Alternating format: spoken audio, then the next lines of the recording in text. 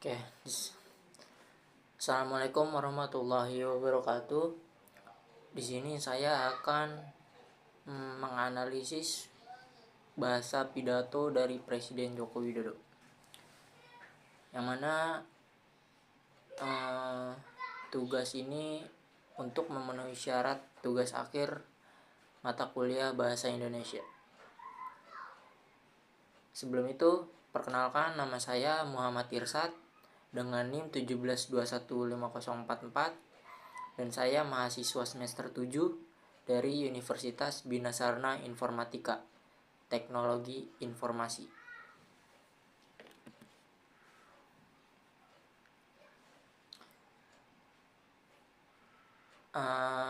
Di fase 1 yaitu ada judul pidato, yaitu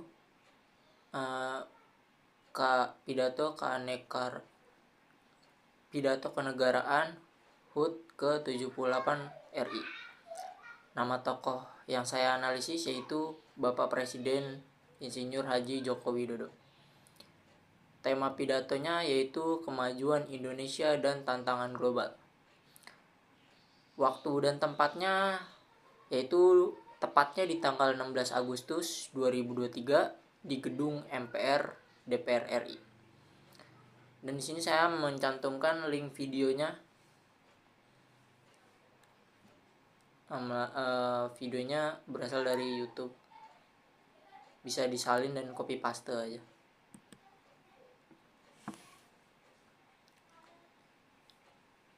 Cuplikan isi pidato. Topik utama yang disampaikan yaitu menanggapi fenomena Pak Lurah dalam konteks Capres, menyinggung kebebasan berpendapat yang kebablasan, dan yang ketiga, pentingnya menjaga moralitas dan kesantunan di ruang publik. Dan yang terakhir, mendorong pemanfaatan bonus demografi dan strategi ekonomi hijau.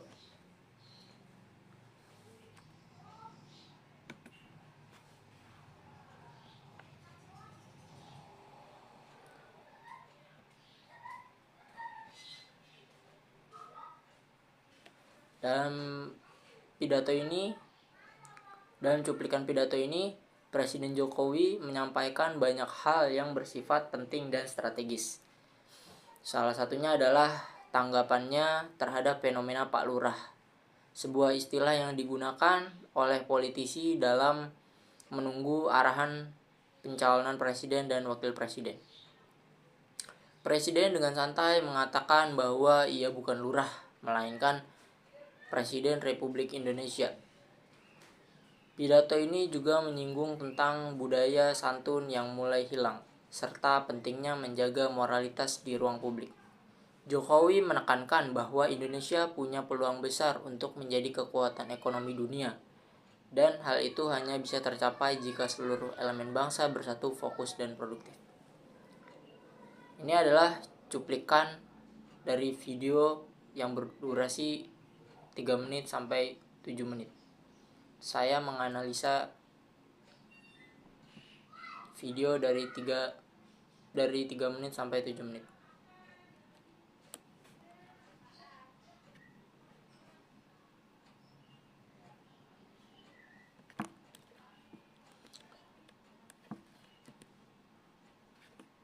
Mungkin kita bisa lihat cuplikannya terlebih dahulu. Berikut cuplikannya. Saat ini sudah memasuki tahun politik. Suasana sudah hangat-hangat kuku dan sedang tren ini di kalangan politisi dan parpol. Setiap ditanya capres dan cawapresnya, jawabannya belum ada arahan Pak Lurah. Saya sempat mikir, siapa ini Pak Lurah? Sedikit-sedikit kok Pak Lurah. Belakangan saya tahu yang dimaksud Pak Lurah ternyata saya.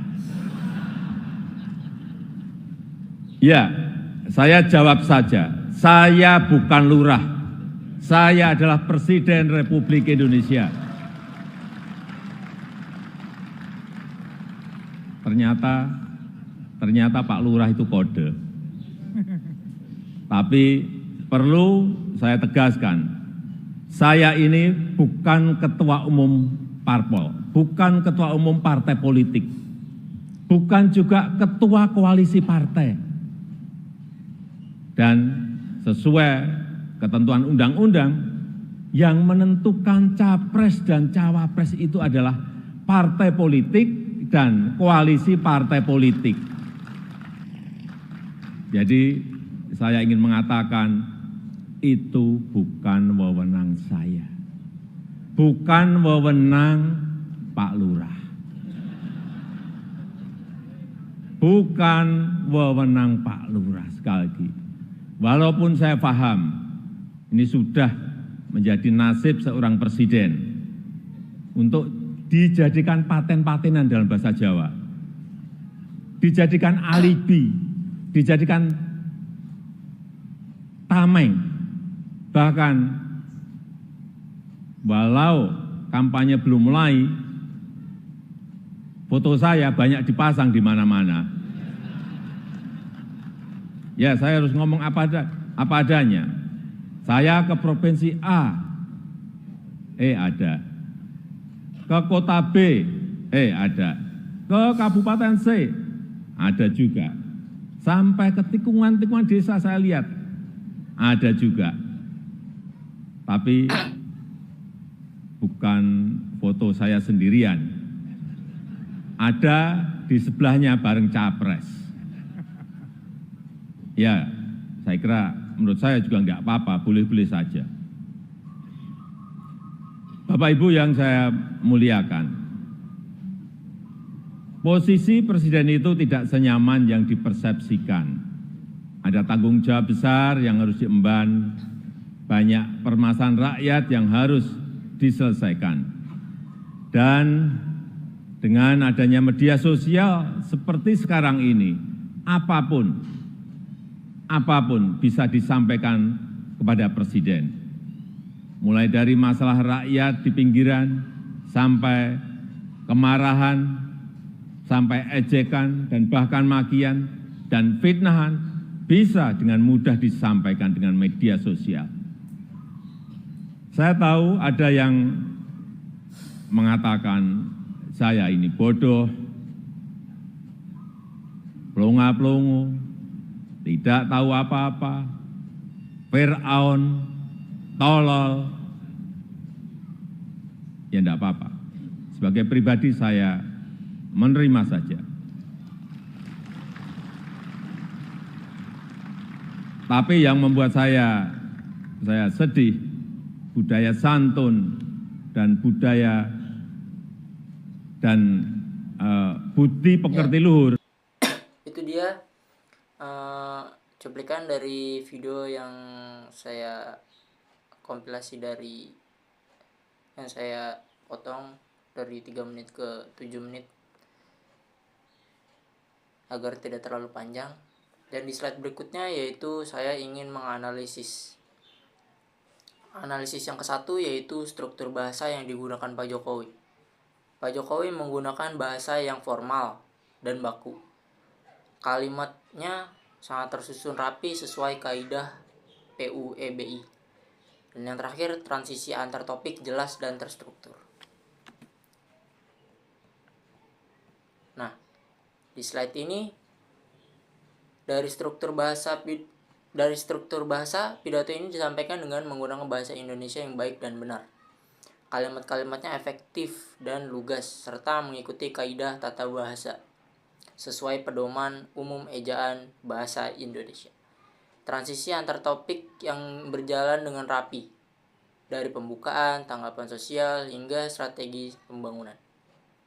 Dan pemilihan katanya bagus, mencerminkan posisi beliau sebagai pemimpin negara, namun tetap membumi dan mudah dipahami masyarakat.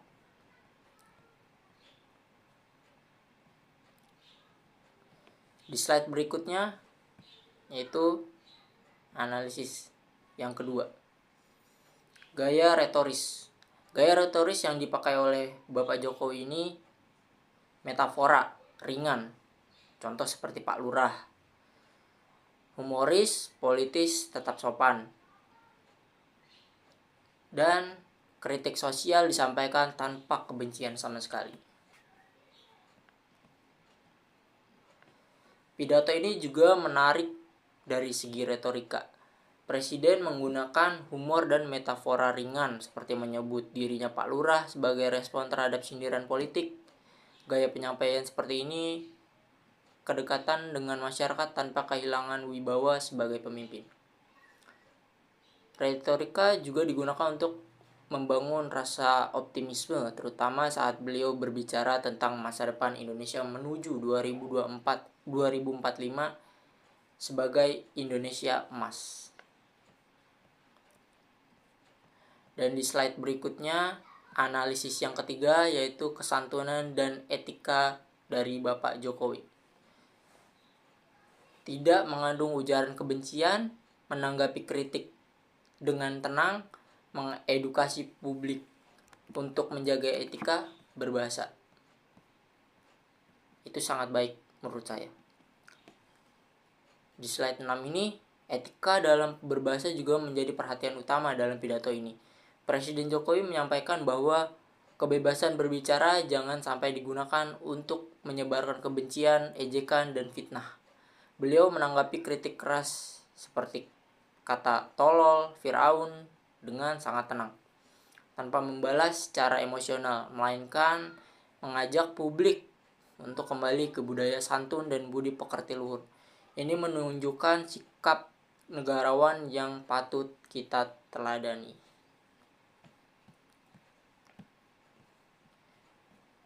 Di slide ke-7 yaitu ada kesimpulan dari analisis Bapak Jokowi.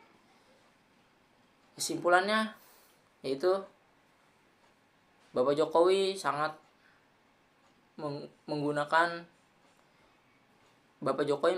kaidah bahasa Indonesia yang baik, bernuansa etis, sopan, dan edukatifnya sangat dapat diterima masyarakat. Dan kesimpulan yang terakhir yaitu sangat menginspiratif untuk masyarakat dalam berkomunikasi secara publik. Ya, mungkin sekian analisis pidato Bapak Jokowi dari saya yang berdurasi kurang lebih 12-13 menit ini. Jika ada kekurangan mohon dimaafkan. Jika ada kelebihan, saya ucapkan terima kasih. Wassalamualaikum warahmatullahi wabarakatuh.